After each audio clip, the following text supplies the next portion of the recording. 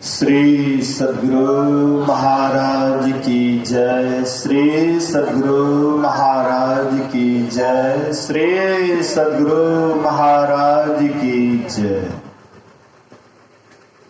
अखंड मंडलाकारं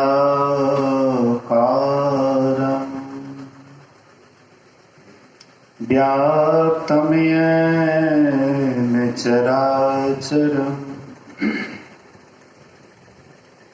तत्पदं दर्शितं येन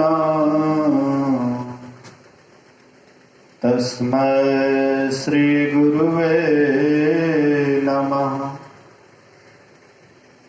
धन्य धन्य सतगुरु सुखद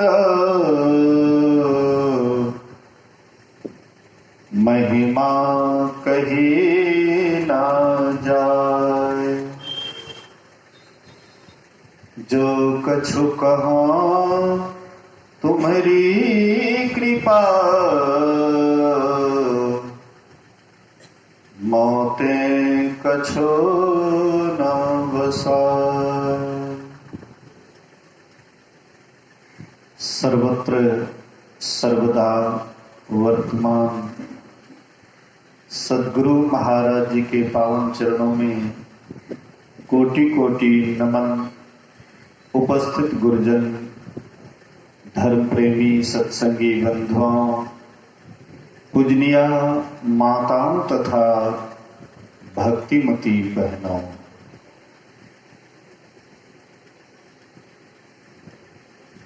पूज्य स्वामी जगदानंद जी महाराज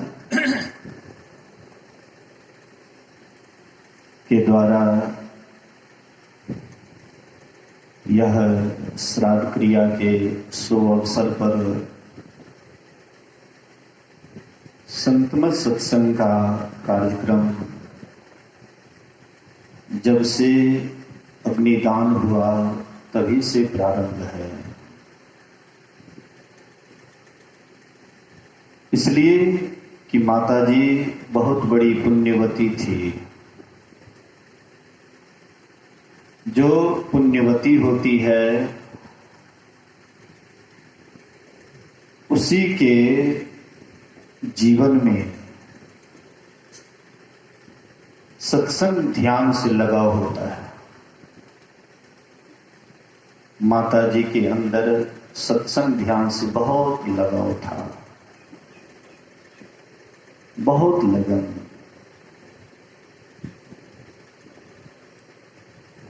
माताजी वेशभूषा में दिखने के लिए साधु भेष नहीं था, लेकिन अंदर से वे साधु थी।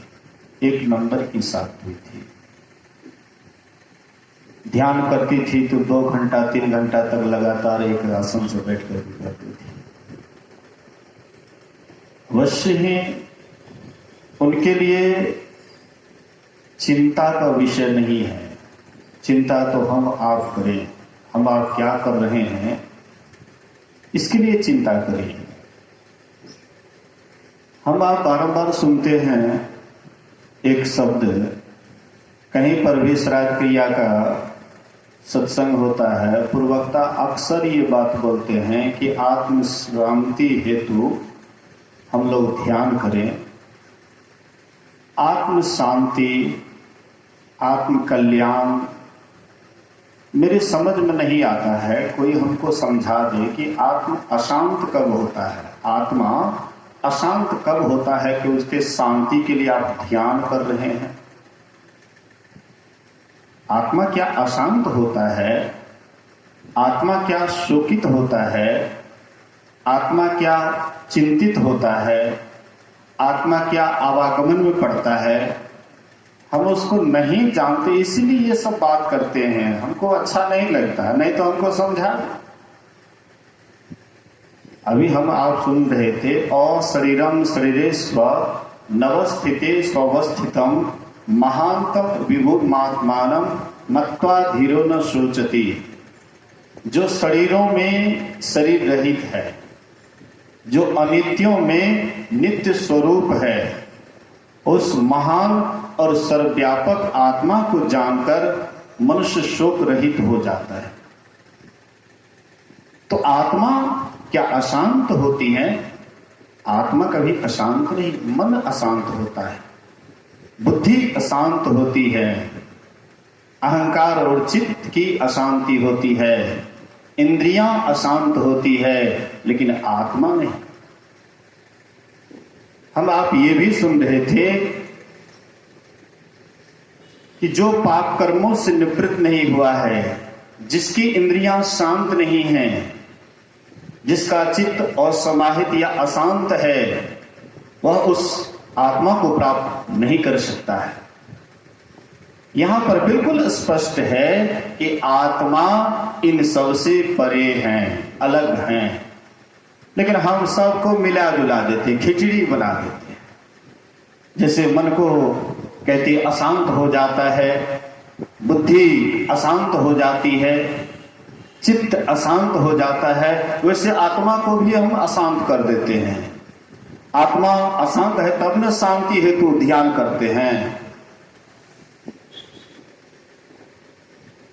आत्मा और कल्याण स्वरूप है, इसलिए न उनके कल्याण के लिए ध्यान करते हैं, लेकिन नहीं, आत्मा कभी अशांत होता ही नहीं है। शरीर में है, लेकिन शरीर जैसे नहीं है। मन के अंदर चेतन है, लेकिन चेतन का गुण अलग है और मन का गुण अलग है। मन जड़ पदार्थों से बना है, मन का नाश हो सकता है, लेकिन चेतन ये जड़ पदार्थों से नहीं बना है। जड़ से जो जड़ बनता है तो जड़ का कभी नाश होता है, लेकिन जो चेतन स्वरूपा है, जो चेतन है, उसको हम आप कैसे नाश कर सकते हैं? इसलिए उस चेतन को समझना है। वह चेतन क्या है? जड़ चेतन की ग्रंथि पड़ गई, यद्यपि मृषा छुटत कठिनाई। गोस्वामी तुलसीदास जी महाराज कहते हैं जड़ चेतन का गांठ पड़ गया है, गिरह गांठ, जड़ चेतन का गांठ पड़ गया है। यद्यपि मृषा, यद्यपि ये मिथ्या है, झूठा है, असत्य है, लेकिन फिर भी यद्यपि मृषा, लेकिन छूटत कठिनाई, छूटने में बड़ी कठिनाई होती है। हम आप बालू और चीनी का मिश्रण कर दें और कोई बलवान व्यक्ति को कहें ये बालू और चीनी को अलग अलग कर दो, कितना हो बलवान व्यक्ति हो, लेकिन वह चीनी और बालू को अलग नहीं कर सकता है। लेकिन यही काम एक छोटी चींटी बड़ी आसानी के साथ कर देती है। आप चीनी और बालू को मिला दीजिए और चींटी को छोड़ दीजिए। चींटी क्या करती है? कहते हैं चींटी क्या करते हैं तो उसको दोनों को अलग अलग कर देते हैं, बालू को छोड़ देते हैं और चीनी को चुन लेते हैं। ऐसे ही आपके अंदर में जो चेतन रूपा चींटी है वह सूक्ष्म है, जड़ स्थूल है और चेतन सूक्ष्माति सूक्ष्म है। तो वह सूक्ष्म को पकड़ने के लिए सूक्ष्म चेतन की आवश्यकता है। अभी हम आप मिले जुले हैं, हम आप अर्थात मन और चेतन अभी मिला जुला है। जहां पर चेतन रहता है वहां पर मन रहता है, जहां पर मन रहता है वहां पर चेतन रहता है। दोनों अभी मिला जुला है। अब दोनों को अलग अलग करना है, जड़ चेतन को अलग अलग करना है। क्या करेंगे? इसके लिए कौन सा उपाय है? कौन उपाय करेंगे? गोस्वामी तुलसीदास जी महाराज कहते हैं रघुपति भगति करत कठिनाई। हम लोग समझते हैं कि सत्संग में चले गए, साधु महात्मा के बात को सुन लिए, काम बन गया। सत्संग कर रहे हैं, सत्संग सुन रहे हैं, मरते समय में राम राम कह देंगे बेड़ा पार हो जाएगा। बड़े आसान समझ रहे हैं, इतना नॉर्मल में इसको ले रहे हैं, इतना नॉर्मल में ले रहे हैं, लगता है कुछ करने धरने की कोई जरूरत नहीं है, एकदम आराम से। अगर इतना ही आसान होता तो गोस्वामी तुलसीदास जी महाराज एक जगह रामचरितमानस में लिखते हैं, रघुपति भगति सुलभ सुखकारी, को असमूढ़ न जाहि सुहाई। बोलिए श्री सद्गुरु। थोड़ा गंभीर बात बोल रहा हूं, इसलिए गंभीरता से सुनिए, ध्यान से सुनिएगा। कथा कहानी नहीं कह रहा हूं, मूल विषय के संबंध में बोल रहा हूं, इसलिए ध्यान से सुनिए। तो कहते हैं गोस्वामी तुलसीदास जी महाराज कहते हैं, रघुपति भगति सुलभ सुखकारी, को असमूढ़ ना जाहि सुहाई। रघुपति की जो भक्ति है बड़ा सुलभ है, सुखकारी है। कौन ऐसा मूढ़ है जिसको नहीं सुहाए? लेकिन ये रोचक बात है। बोलिए श्री सद्गुरु महाराज। ये रोचक बात है, आपको अच्छे काम में लगाने के लिए गोस्वामी जी आपको पहले अगर कठिन कह देंगे तो शायद आप डर जाइएगा, आपको सौ दूर भाग जाइएगा कि जब इतनी भक्ति करने में कठिनाई है तो भाई हमसे नहीं चलेगा, मैं आपके भक्ति को खारिज करता हूं। बोलिए श्री सद्गुरु महाराज। गोस्वामी जी शुरू में आपके मन को परमात्मा में लगाने के लिए ही रोचक बात बोलते हैं कि रघुपति भगति सुलभ सुखकारी, को असमूढ़ न जाहि सुहाई। लेकिन असल में तो रघुपति भगति करत कठिनाई, कहत सुगम। कहने में बड़ा सुगम है, प्रवचन करना नाय महात्मा प्रवचने न लभ्यो न मेधयाना बहुना श्रुतेन यमे वेश विरणोते तनुष्वाम। कहते हैं कि ये आत्मा वेदाध्ययन द्वारा प्राप्त नहीं किया जा सकता है, न धारणा शक्ति अथवा अधिक श्रवण से ही। धारणा शक्ति, एक नारी होती है मेधा नाड़ी, मेधा मन संग जेते दर्शन। बोलिए प्रेम से श्री सद्गुरु महाराज। अलगे से यहाँ महात्मा भाग जगह करवे तो कर जाए, अहाँ से लेसन सीखिए, बैसु जते जगह मिले से, लेकिन अभी नहीं आवे। बोलिए श्री सद्गुरु। बढ़िया से ध्यान दीजिएगा, ध्यान इधर उधर बट जाता है तो फिर अपने विषय पर आने में थोड़ा दिक्कत होता है। मैं क्या कह रहा था, थोड़ा सा हमको सुनाइए तो। क्या कह रहा?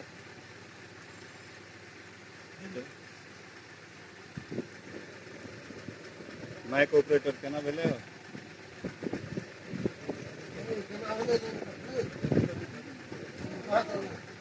हेलो,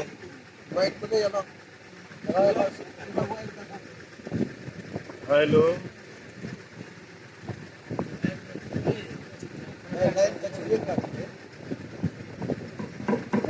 बोलिए श्री सद्गुरु महाराज की जय। मैं क्या कर रहा था?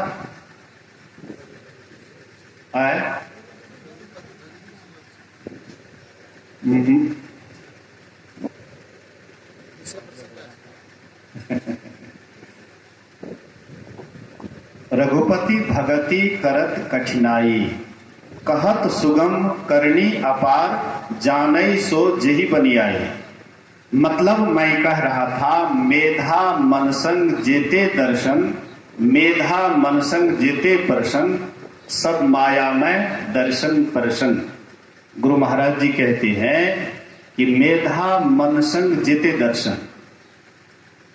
एक हम लोगों के अंदर में एक नाड़ी है जिसका नाम है मेधा नाड़ी।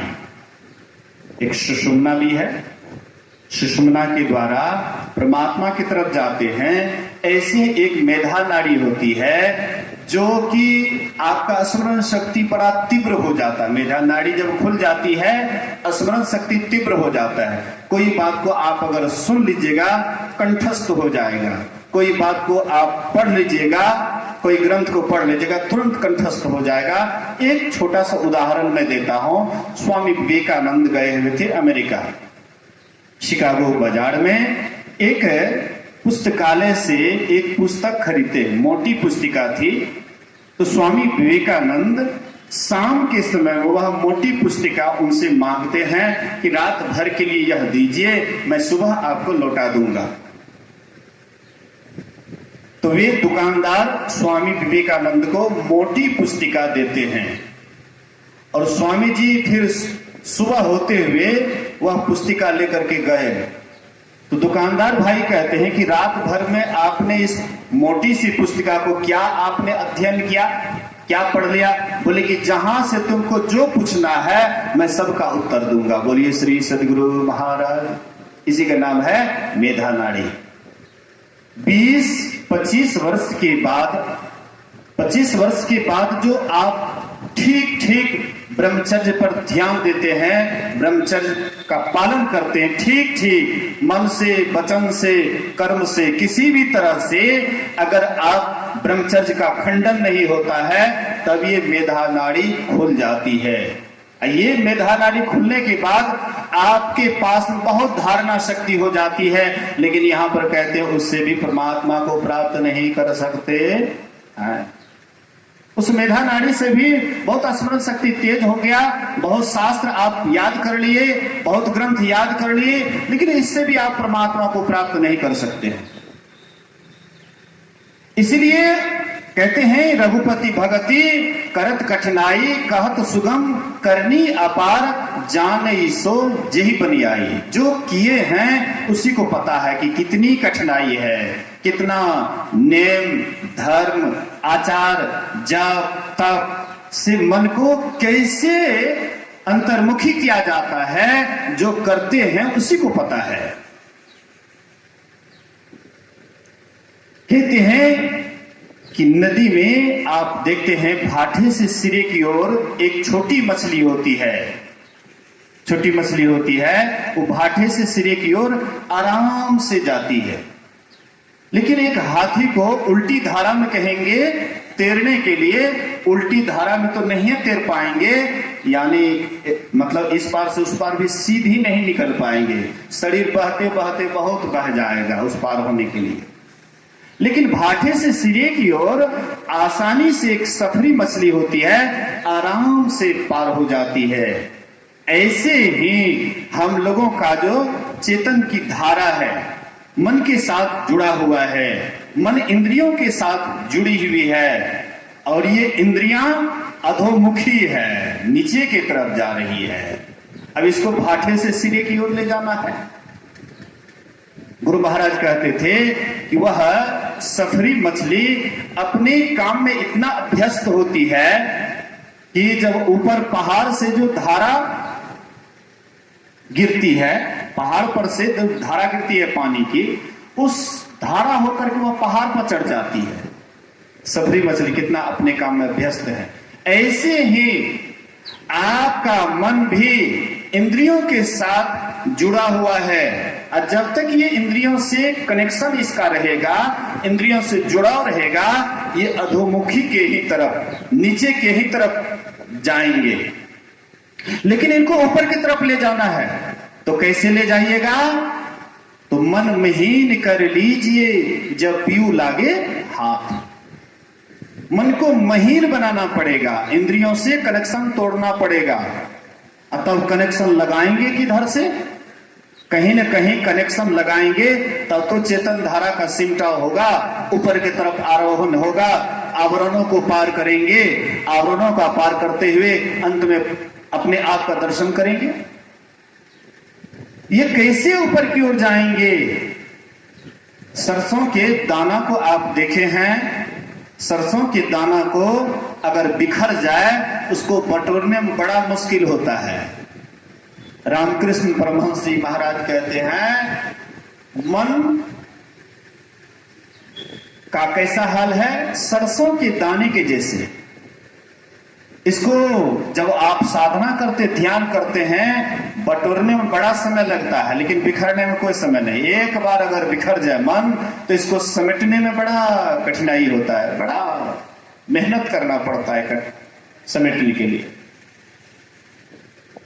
इधर से बुहारिएगा, सरसों का दाना उधर बिखर जाएगा, उधर से बुहारिएगा, इधर बिखर जाएगा। लेकिन हिसाब किताब से बुहारिएगा, सावधानी से बुहारिएगा, तब आप एक जगह कर सकते हैं।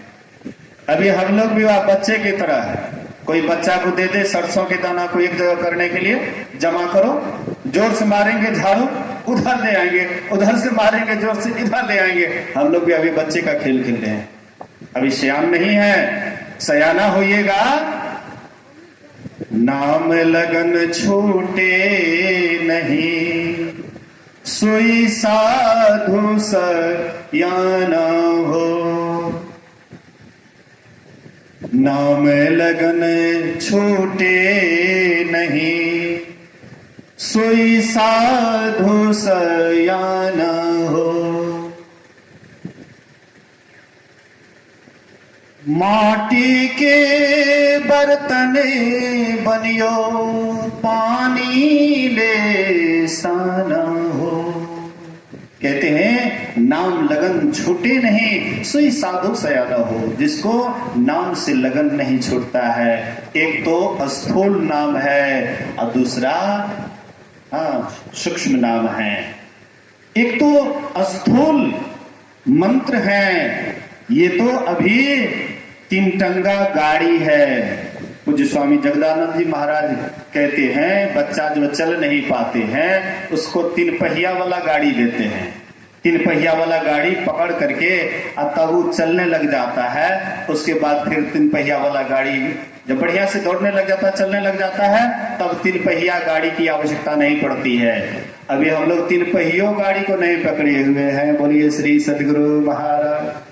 अरे अपनी परीक्षा आप कीजिए ना, दूसरे आपके संबंध में क्या कहेंगे? आप अपने हृदय से पूछिए, क्या 2 मिनट भी जाप रहे और आप रहे और मन में कोई विचार ना रहे, क्या ऐसा होता है? गुरु महाराज कहते थे कि अगर ऐसा होता है तब तो आप बढ़िया करते हैं, लेकिन नहीं होता है तो क्यों नहीं होता है? जाप रहे और आप रहे और मन में कोई विचार ना रहे, लेकिन अक्सर हम लोग जैसे जप करने लग जाते हैं, इतना मन में तरंग आने लग जाता है, इतना गप आने लग जाता है, इतनी बातें होने लग जाती है, मन में सोचते हैं ध्यान से बढ़िया रहे छे, बिना ध्याने के कोनो काम में ओझराल रहे छे न मन, वह ठीक रहे छे। बहुत आदमी यह सिस्टम अपना लेके देख लिए, ध्यान क्या कर नहीं कुछ हो मिलले, अंतिम में चलो ने ई काम तो छेबे कल, कपार पर टोकरी तो के पूछे नौकरी।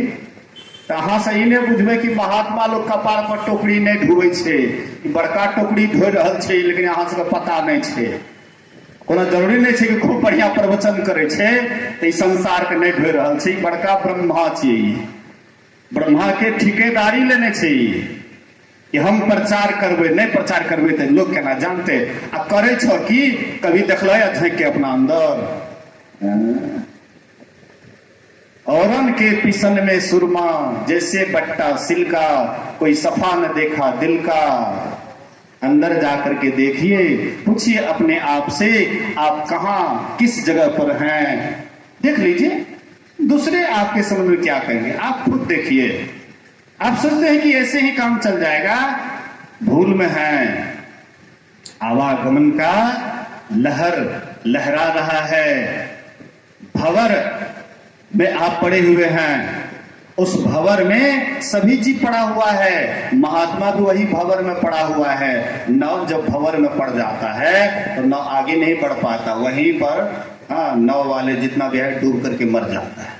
भंवर में जैसे नाव पड़ा डूब करके मर जाता है, ऐसे हम आप भी आवागमन के भंवर में पड़े हुए हैं। इससे कैसे निकलिएगा? तो चेतन को चुनना पड़ेगा। चेतन को कैसे चुनिएगा? 1 नंबर में जप के द्वारा, दूसरे नंबर में मानस ध्यान के द्वारा, और उसके बाद दृष्टियोग की क्रिया कीजिएगा।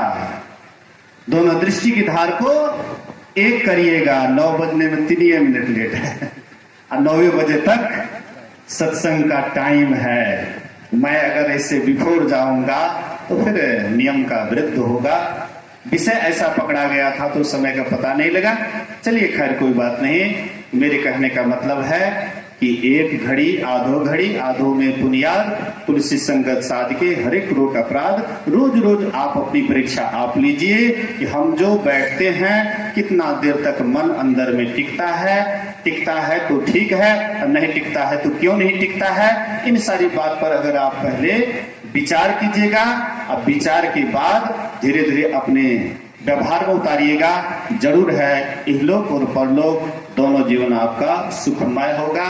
तो आइए एक भजन, ऐसे तो समय नहीं के बराबर हैं, फिर भी सुगंधा जी आई हुई है, उनसे एक भजन सुनते हैं, उसके बाद आरती की ओर चलेंगे। पदावली का भजन बहुत बढ़िया गाई थी और पदावली का भजन मैं सुनूंगा। बोलिए प्रेम से श्री सदगुरु महाराज की जय।